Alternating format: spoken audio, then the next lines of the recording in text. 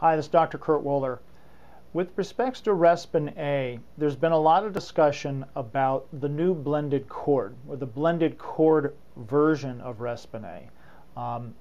The Respen A originally is now the blended chord, which has two different ingredients. There's the reserpine, which has been there all along to help boost and bolster the monoamine oxidase A activity, and an active metabolite, which helps to not nullify, but inhibit and neutralize a bit of the excess monoamine oxidase B activity that can occur, and that creates the imbalances in serotonin, etc.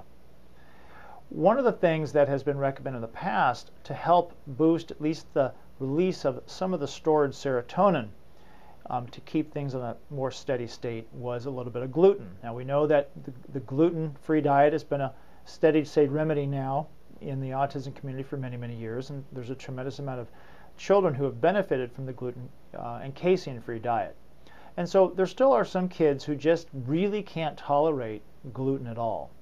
Well, what's been discovered is that a supplement called inositol can be useful and often can be used in place of needing a little bit of gluten with the Respen A. And so what's happened is that the recommendations have really converted over now to using a small amount of inositol in the morning with the Respen A, 300, 350, 400, 500, or so approximately milligrams of inositol. Every kid's going to be a little bit different, but on average about 500 milligrams of inositol in the morning seems to be enough to help with the steady state release of serotonin so that it can be acted upon by the monoamine oxidase A, converted into its active aldehyde form to have the physiological effect that we're looking for with respects to Respen A, which is attention and focusing, greater awareness, kids being more social, language development, etc. So inositol has been around for a long time and has been recommended in the past for OCD and anxiety. Some kids it works great, others it doesn't work at all, and unfortunately there's been some kids that have reacted negatively to just the straight use of inositol. And that probably likely has to do with the fact that it's having an effect on glucose sugar metabolism in the brain and bolstering serotonin release.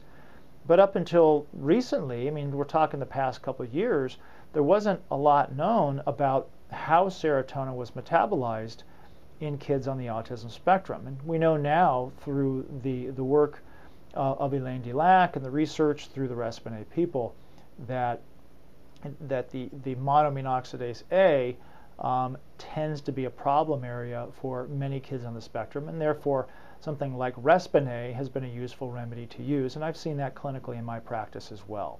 So just some information, if you're looking to do the Respen A blended chord, it is now recommended that inositol be used along with it, and then if you want to find out more information specifically, obviously it comes with the Respen A when the prescription comes from the dosing instructions.